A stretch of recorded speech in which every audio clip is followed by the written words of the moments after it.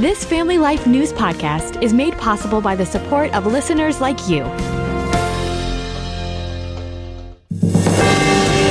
It's the Noon Report from Family Life, bringing a Christian worldview to what's happening in New York, Pennsylvania, across the country, and around the world. Weather with Kevin Williams, plus special features and reports with the Family Life News team. Now, here's what's happening. Court rules on Trump tariffs. Good afternoon. Welcome aboard. Yeah, most of President Trump's sweeping new tariffs on imports from other countries were ruled illegal last night. Now the Trump administration is vowing to fight that order from the New York-based Court of International Trade. NBC's Peter Alexander begins our coverage. The ruling injecting new uncertainty into the president's on-again, off-again tariffs, with many businesses complaining his chaotic approach has made it impossible to plan their purchases ahead. The three-judge panel says the president does not have the authority to issue tariffs. The president says he does, and Congress gave him that authority. Mark Meredith at Fox News says ultimately the U.S. Supreme Court will have to wade into the waters of presidential tariffs. Because the administration is going to appeal, this is going to be a drawn-out process, but how quickly does this reach the Supreme Court? Anyone's guess, but either way, this is going to put a lot of those tariffs in limbo. Legal analyst Laura Jarrett. It's really a fight about the president's authority and the president's power. Does the president have this type of sweeping authority to use his emergency powers in this way? The ruling from this court last night could delay ongoing trade talks with the EU, China, India, and Japan. Musk moving on. That's the other big story today. It's over and out for Elon Musk. The point man for Doge is calling it quits. This is the chainsaw for bureaucracy. More from correspondent Nancy Cordes. As the driving force behind Doge, Musk spearheaded seismic cuts at the Department of Education and the IRS and all but eliminated USAID. Across government, more than 200,000 federal workers were laid off. If we don't do this, America will go bankrupt. Musk posting on X last night that he's thankful to the president for allowing him to play a pivotal role in rooting out waste, fraud, and abuse in the government. Linda Moynihan is a financial analyst with the New York Post. It really is the end of an era here. And I think it's interesting kind of watching the way that Elon Musk operates. Anytime you step into an organization, there's really a window of a matter of months where you can impact change. Musk was recently critical of the president's so-called big, beautiful budget bill, which passed the House and is stalled in the Senate. He told CBS News the bill can be either big or beautiful, but it can't be both. Musk was concerned the spending plan will add too much to the deficit. Secretary of State Marco Rubio says the Trump administration will aggressively revoke the visas of Chinese students studying here in the United States. This includes those with ties to the Chinese Communist Party or those who are studying in critical fields. This is the boldest move so far by the Trump administration to crack down on international students in the United States. Correspondent Janice Mackey-Frere in Beijing. China's President Xi Jinping's daughter went to Harvard using a pseudonym. There are more than 275,000 Chinese students in the U.S. today. It's graduation day at Harvard, the 374th commencement exercises at America's oldest university. There's also a hearing today in Boston on White House efforts to block Harvard from being able to admit any more foreign students. Legal scholar Jonathan Turley says the Trump administration's playing hardball with Harvard and won't give up till the Ivy League school gives in to its demand. This is really a war of attrition, and Harvard's going to lose. When you attack both grants and foreign enrollments, it is a big blow to a school like Harvard. A third of all the students at Harvard come from other countries. President Trump expressing frustration with Russian ruler Vladimir Putin over the stalled peace talks with Ukraine. Former CIA station chief Dan Hoffman. This is Putin's war. He's spilled massive amounts of blood and treasure to topple the government of Ukraine, and so far he's failed. I'm not so sure that the war is going to end until Putin is no longer in the Kremlin. The 3-year-old war has claimed over 1 million lives in Russia and Ukraine. The manhunt continues for the escaped killer in Arkansas. That manhunt now in its 5th day. Rain and difficult terrain hampering the search for one one 56-year-old Grant Hardin. Here's reporter Priya Sridhar. Authorities say there are plenty of places to hide out here in the Ozark Mountains, spaces that are not only off the grid but beneath it. There are hundreds of caves around here that lead to these vast underground places, perfect really for a fugitive in hiding. But they say they also have hundreds of law enforcement personnel on the ground here from multiple agencies, deploying drones and dogs, working around the clock to scour this dense and rugged terrain. Hardin's a former police chief in Arkansas who was serving a decades-long sentence for rape and murder. The CDC says a new strain of COVID born in China has arrived here in America. First cases showed up late March and early April. A handful of cases have been confirmed in half a dozen states, including New York and Ohio.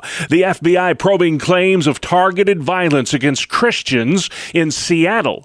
It's in response to weekend demonstrations that turned violent. That event has been labeled by the media as some sort of anti-LGBT type rally, and it wasn't. That event offered free haircuts to kids, free bike giveaways, free groceries for the community. Pastor Russell Johnson says hundreds of Antifa militants interrupted the peaceful assembly of Christian activists. They were throwing water balloons filled with urine at Christians who stood in the park and were assaulted for the high crime of worshiping Jesus in a public space. Still, the mayor of Seattle, Bruce Harrell, blamed Christians for the unrest, which resulted in 24 arrests. The National Democratic Committee is shelling out $20 million to learn how to talk to male voters. The plan is called Speaking to American Men, or SAM for short. It involves buying ads in video games. Charlie Kirk with Turning Point USA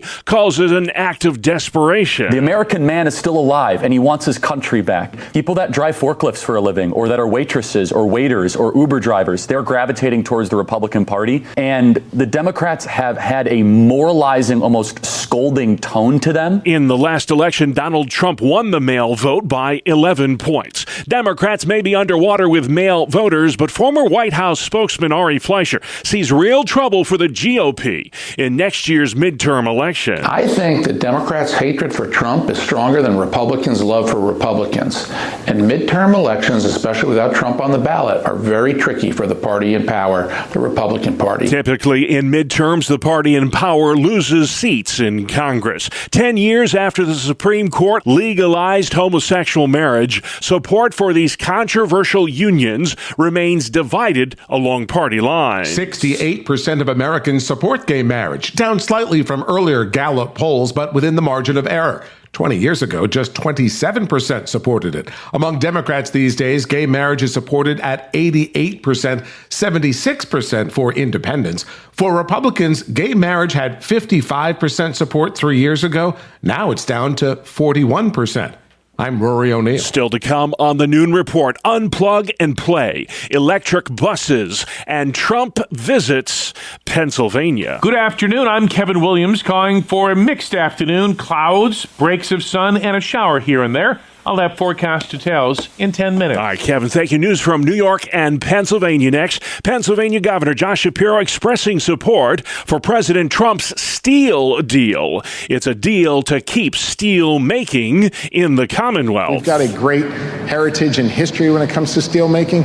I don't want this to be something our kids read about in the history books. The governor says he and Trump don't agree on much, but this they do agree on. Steel headquarters should remain in the Steel City. Now that the president has signaled his approval, now we have an opportunity to protect and grow steelmaking in the Mon Valley, to keep the headquarters in downtown Pittsburgh, something I was insistent upon. Trump will be in Pittsburgh tomorrow to celebrate the steel deal. It's worth $14 billion and could generate 70,000 jobs. Dennis Owens at ABC 27. Trump calls it the largest investment in PA history, adding, "My tariff policies will ensure that steel will once again be, forever, made in America. Local reaction continues pouring into GM's decision to invest nearly $1 billion in that propulsion plant in Tonawanda, New York. Town Supervisor Joe Eminger says this investment will save jobs. Manufacturing in the 21st century with robots and everything else, replacing humans on the production line, job retention is very important. That cannot be underestimated. This is the single largest investment GM has ever made in one of its facilities. The propulsion plant in Tonawanda has been in business for nearly 90 years. It makes the engines used in trucks and some SUVs. Some cold, hard truths today when it comes to electric buses. Yeah, a Cornell University study confirms what many might have already suspected. Battery-powered buses and cold climates such as upstate New York's aren't such a good pairing. The Cornell study found electric buses in Ithaca's hilly terrain struggled with reliability and reduced range when temperatures dropped. They say batteries on electric buses consumed nearly 50% more energy in the cold, and regenerative braking, which those buses use to recharge by capturing energy during braking, was less efficient in the cold. Cornell says the study shows electric buses need to be designed with a wider range of climate conditions in mind. Mark Webster, Family Life News. Thank you, Mark. One person in custody after an overnight incident that shut down the New York State Thruway in both directions between the Henrietta and Victor exits. State police say a person barricaded himself in a car with a shotgun. It happened near Mendon Center Road. No danger to the public. The Thruway has since reopened. Firefighters in Center County, Pennsylvania spent 6 hours this week helping rescue a dog that got trapped in a storm drain. Happened in the town of Harris. That dog, named Blizzard, was freed after first responders cut a hole in the highway to gain access to the pipe. Blizzard suffered no injuries that we know of.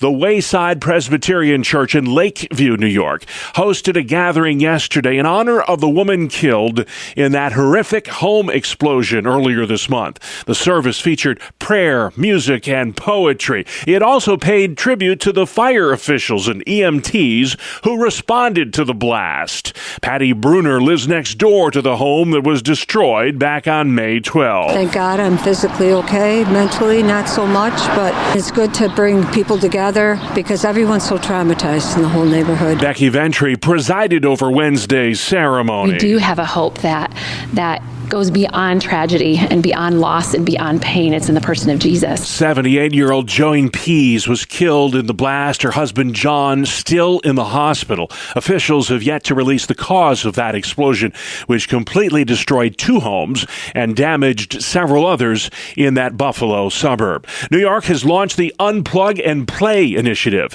It's designed to get kids off their digital devices and into the great outdoors. State Health Commissioner Dr. Jim McDonald. Being healthy is whole health, and part of being a wholly healthy person is interacting with people, but getting outside and just playing and interacting with people, developing the social skills that come with play, and playing is so important. Shayla Singh is a mom of 3 young children near Syracuse. I hide the tablets at times or the TV controls. Otherwise, we give them timers, and we're like, okay, you have 20 minutes, or you can earn the time if you do a certain amount of your chores or a certain amount of practicing or whatever it is if you finish your homework. But if the weather is nice, we try to minimize it as much as possible. Studies have shown every hour that a student spends staring at a screen will increase the risk of mental health disorders in that student by more than 20%. 2 new I Love New York ads are out just in time for the summer tourism season. This summer in New York State, there's everything to love. They're feel-good ads featuring the breadth of what the Empire State has to offer: beaches, mountains, the Erie Canal, performing arts venues, horse racing, iconic museums, and New York City. The governor says New York is also working with the travel industry to try to attract international tourists, like those from Canada, who typically spend more and stay longer when they visit. New York State. Everything you love. Plan your summer getaway at I'm Sarah Lee Kessler. Golf's U.S. Open will tee off next week in Western Pennsylvania. This is a big deal. Here's Family Life's Brian Query. Around 200,000 fans are expected in Oakmont, Pennsylvania in just over a week for the U.S. Open Golf Championship, and with that comes major traffic. USGA officials are urging residents to use alternative routes, especially during peak hours from 7 to 11 a.m. and 3:30 to 7:30 daily. There will be no general parking at Oakmont Country Club, and residents will be given tags for their vehicles. All traffic in the neighborhood around the course will be restricted. All fans must use shuttle buses from 2 designated parking areas, Heartwood Acres and Monroeville Mall, which will open at 5:30 a.m. each day. Ride shares such as Uber and Lyft will drop off approximately a half a mile from the course. Brian Query, Family Life News. All right, Brian, thank you very much. Sports next. It's the 2-minute drill right here on the Family Life Noon Report. Good afternoon, I'm Randy Snavely. Bob, Oklahoma City steamrolled the Minnesota Timberwolves to head to the NBA Finals. Shai Gilgeous-Alexander led the way for the Thunder, scoring 34 points in the 124-94 victory. The Thunder won the series 4-1, and they await the winner of the Pacers-Knicks series for a shot at the title. On the ice, we have another team heading to their championship. The Florida Panthers are in the Stanley Cup Finals, awaiting either Edmonton or Dallas. Carter Verhaeghe broke a 3-3 tie, scoring the game winner with about 7.5 minutes to play. The Panthers eliminate Carolina 5-3 and 4-1 in the series. To baseball, Clark Schmidt and 3 relievers blanked the Angels 1-0. Anthony Volpe hit a sac fly in the first for the Yanks, and nobody else scored the rest of the way. The Mets lost their series finale 9-4 to the White Sox. That snaps New York's winning streak at 4. The Pirates have started to right the ship as they won their 4th out of their last 6 games. Paul Skeens tossed 6 2/3 innings of shutout ball, and the Buccos' bats were alive and well. O'Neill Cruz leading the way, had a home run and drove in 3. Other winners on the diamond, the Guardians 7-4 over the Dodgers. The Astros beat the A's 5-3. Tampa Bay shut out Minnesota 5-0. The Blue Jays also won by a shutout 2-0 over Texas. Miami outslugged San Diego 10-8. The Cubs edged the Rockies 2-1. Red Sox fell in 10 to the Brewers 6-5. St. Louis 6, Baltimore 4. Detroit 4-3 winners over the Giants. KC edged Cincy 3-2, and the Nats crushed the Mariners 9-0. That is a look at sports. Thank you, Randy. Man, still to come. Musk quits Doge, court rules on Trump tariffs, and it's graduation day at Harvard. Welcome to Breakpoint, a daily look at an ever-changing culture through the lens of unchanging truth. For the Colson Center, I'm John Stonestreet. Well, today's Ascension Day, the day set aside in the church calendar to remember when Christ returned to the Father's right hand in glory 40 days after his resurrection. Ascension Day is still a public holiday in many European nations, and it marks the end of the Easter season. Of course, most American Christians think of Easter only as a single day, and of Ascension Day as barely a blip on the calendar. However, in different times and places, Christians put a high priority on the Ascension. In the first few centuries of the church, for example, it was celebrated along with Pentecost as part of the Easter season. By the late 4th century, some believers observed the day on its own, with celebrations that included prayer and processions, as well as visual representations of the Ascension and reenactments. But even more importantly than what we can learn from church history, Ascension Day is a pivotal event in the biblical story. It was foretold throughout Scripture. At the Ascension, Christ completed his work, the work begun at the Incarnation, and the work promised long before to Adam, Abraham, David, and Isaiah, among others. The Ascension wasn't merely about Jesus leaving the earth. It was the God-man taking authority and power on his eternal throne. The Ascension is the coronation of Christ as King of heaven and earth. The Ascension also fulfilled biblical prophecy, including Psalm 2 and Psalm 110, where the anointed one of God, David's greatest son, puts his enemies under his feet. In the Apostle Peter's Pentecost sermon, recorded in Acts 2, the Ascension is ultimate proof of Christ's superiority. In Ephesians 4, the Apostle Paul described the Ascension as when Jesus equipped his people for their work. All of this makes the Ascension critical to the biblical narrative of how God redeems the world that he created. The focus of Genesis 1 through 11 is the creation, fall, flood, and division of this world. But Genesis 12 turns the attention of Scripture to one nation. But it's through that nation through whom the redemption is to come. Jesus Christ is sent to that nation, and his ministry offers glimpses of his redemption going outside of Israel, for example, to the Syrophoenician woman, the Samaritans, and the Roman centurion. Just before he ascended to heaven, Jesus then turned the attention of his apostles and the entire biblical narrative back to the whole world when he said this, quote, "You will be my witnesses in Jerusalem and in all Judea and Samaria and to the end of the earth." The book of Acts basically follows that outline. And in the very next chapter of Acts, chapter 2, in the Pentecost sermon, Peter describes the ascension as proof of Christ's reign and the source of his blessing. Ascension Day is a wonderful time to remember these essential aspects of Christ's work, essential aspects that are far too often neglected.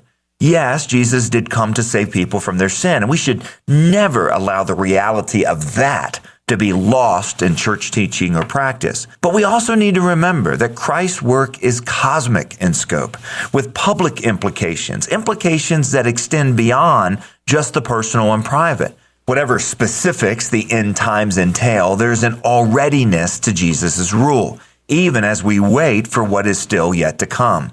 We're not waiting for his kingdom to begin. It's begun. He is the king. His rule is in place. He's making all things new.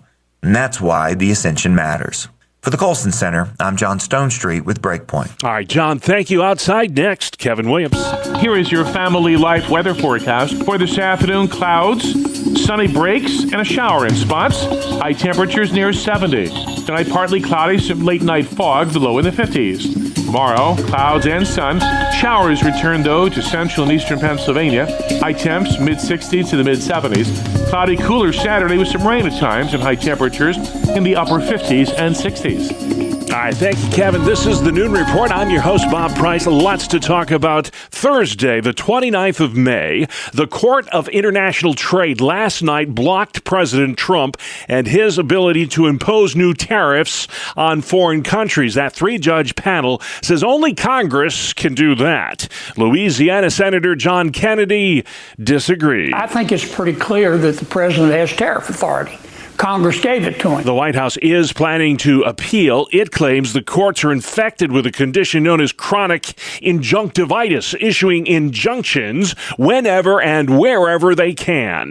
The BBC's Jake Kwan. Stephen Miller, the deputy chief of staff at the White House, saying judicial coup is out of control. Nationwide court injunctions issued against President Trump account for more than half of all the injunctions issued by the courts in this country. More than half, dating back to the early 1960s. Elon Musk calling it quits as the leader of DOGE, the Department of Government Efficiency. Reporter Kevin Oretsky. Musk's departure comes after he expressed some criticism of the president's desired One Big Beautiful Bill, which passed the House last week, saying any bill that increases the deficit undermines the work he did at DOGE. Reporter Mark Mayfield. Musk has helped to lead the Department of Government Efficiency since it was established in January. He concluded his post saying the DOGE mission will only strengthen over time as it becomes a way of life throughout the government. Musk took to social media last night thanking the president for his opportunity to serve in the cost-cutting program. Harvard University and the Trump administration are headed to court today in Boston. It has to do with the school's ability to enroll and grant visas to foreign students. President Trump wants to put the kibosh on that. We have people who want to go to Harvard and other schools. They can't get in because we have foreign students there. But I want to make sure that the foreign students are people that can love our country. I'm looking out for the country and for Harvard. I want Harvard to do well. I want Harvard to be great again. About a third of the students who attend Harvard come from other countries. That school celebrating its 374th commencement today. Harvard is the oldest university in the country. The State Department is in the process of kicking out of this country Chinese nationals on student visas. Targeted first are those with ties to the Chinese Communist Party and those who are studying in critical fields of education. RNC Chairman Michael Whatley. We don't need national security threats at our universities. We've seen it at Harvard. We've seen it at Columbia. We've seen it at other schools. We don't need hotbeds of anti-Semitism racism and anti-Americanism on our campus. Chinese President Xi Jinping's own daughter went to Harvard. She used a pseudonym there. There are more than 275,000 Chinese students in this country today. The devil in the Ozarks is still on the run. Former cop turned murderer Grant Hardin escaped from a medium security prison in Arkansas 4 days ago. He got out by impersonating a prison guard. Experts say given Hardin's background in law enforcement, it could be hard capturing him. There's a lot of caves around here. There's a lot of hills, and so understanding that he may have that sort of familiarity provides a challenge. Hardin was convicted of killing a man and raping a woman. He served as chief of police for a tiny town in the Ozarks in north central Arkansas. Authorities investigating a possible shark attack off the coast of North Carolina. I didn't see anything, but I just kind of turned and immediately started running. Tried to get into shore as quickly as I could. Sean Barton says he was in the water when he suddenly felt that intense pain. Just got done riding an epic wave and then felt a shark or something bite my leg. And at that moment, I was like, I think I just got bit by a shark. Officials in Sunset Beach, North Carolina say the surfer's injuries required 12 stitches. No further shark sightings have been reported yet in the Tar Heel state, but beachgoers are urged to remain vigilant. You're tuned in to the Noon Report. It's a Thursday edition right here on Family Life.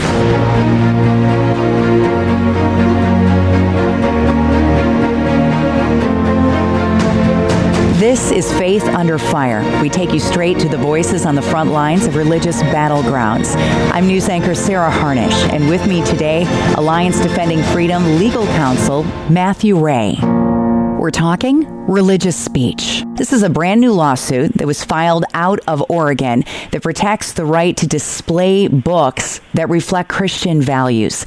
Can you tell me about the case of Rod Tice? Absolutely. Rod Tice is an education specialist for the Intermountain Education Service District in Oregon. The district allows employees to decorate their offices and display various messages, even political ones. But when Rod displayed the covers of 3 books, He is He and She is She by Ryan and Bethany Baumberger and Johnny the Walrus by Matt Walsh, the district immediately censored Rod by ordering him to remove the books and threatened to fire him. That's a violation of Rod's constitutional rights. Americans should not fear losing their job simply for expressing their deeply held beliefs. Most faculty and staff decorate their offices and classrooms with personal material, family photos, and again, political messages, even pride flags or Black Lives Matter posters. Rod chose to decorate his office with the book in a message that celebrates God's beautiful design for humans as either male or female. How were the books perceived? So he displayed Johnny the Walrus for 2 years without issue, and he displayed He is He and She is She for about a month until one coworker passed by his office, saw the books through the window on display, went home, looked them up, and determined that they were offensive and complained to his boss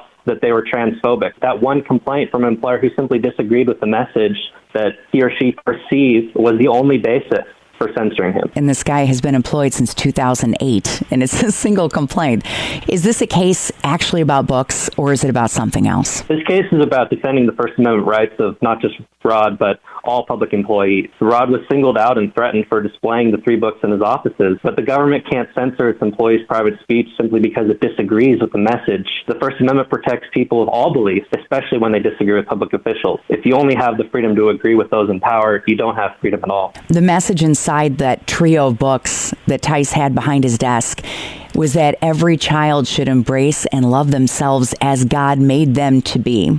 Are we reaching a place in American society where faith-based values are muted in the name of being inclusive? Part of inclusivity is that the religious beliefs of staff and students, including Rod, need to be tolerated as well. The Supreme Court has said that learning how to tolerate speech or prayer of all kinds is part of learning how to live in a pluralistic society. And the First Amendment applies in the public workplace, too. What happens next with this case? We intend to file a motion for preliminary injunction to ask the U.S. District Court to order IMESD to stop enforcing its speech policy so as to prohibit Rod from displaying the books or similar messages in the workplace. Do you think it could have a ripple effect and affect other cases where people are not allowed to share their faith in their workplace? This was a book sitting behind his desk. It wasn't even him sitting in front of children sharing the hope of Christ. It was just literally a book. Absolutely. Public employees don't surrender their First Amendment rights by reason of their employment. Respect for differences of opinion is essential in a diverse society like ours. It enables us to live peacefully with each other, and public officials encroach on that and on the First Amendment when they try to censor employees' private speech solely because they disagree with Rod's message about biological reality. Rod works hard to serve his community, and threatening to terminate him because of his deeply held convictions only harms our society. We can disagree about many issues, but our strength as a society lies in how we treat those with whom we disagree. There's a bigger issue here, and that is the word transphobic. Technically, anyone following scripture would be transphobic. Do you think that a case like this can rattle the label and maybe change the dialogue? I think we're seeing a great shift in the nation. Something like 80% of Americans don't believe that men should compete in women's sports. Rod wasn't talking about a message about gender identity. It was just about celebrating God's design for kids and for all individuals as male or female, and that's a beautiful design. That was his prayer, and he was censored for that, and that's just not right. Learn more about this case at adflegal.org. All right, thank you very much for that, Sarah. That was attorney Matthew Ray with Alliance Defending Freedom. And you can subscribe, listen to, and share Faith Under Fire, as well as all our original podcasts at Apple Podcasts, Spotify, YouTube, or our website, familylife.org. A very good afternoon to all. Here is your Family Life regional weather forecast on the midday weather map. Dual areas of low pressure are shown departing our region, taking the recent rainfall with them. Higher pressure in Minnesota will build in, with generally pleasant weather as we close the work week. But another disturbance arrives with rain and cool air to start the weekend. For this afternoon, clouds, sunny breaks, and a shower in spots. High temperatures near 70. Tonight, partly cloudy, some late-night fog, the low in the 50s. Tomorrow, clouds and sun. Showers return, though, to central and eastern Pennsylvania. High temps, mid-60s to the mid-70s.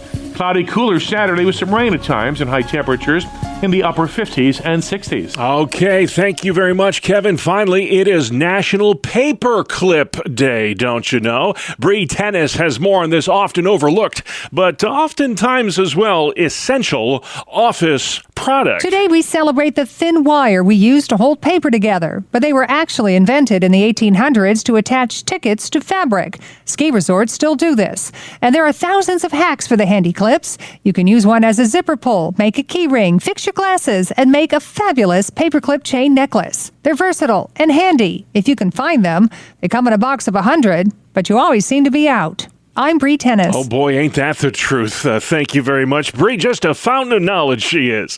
And that's our world, the world we live in. Thursday, the 29th of May. Have a wonderful afternoon. I'm Bob Price, Family Life News.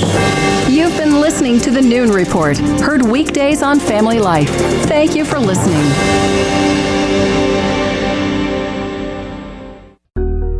Thank you for listening to this Family Life News podcast.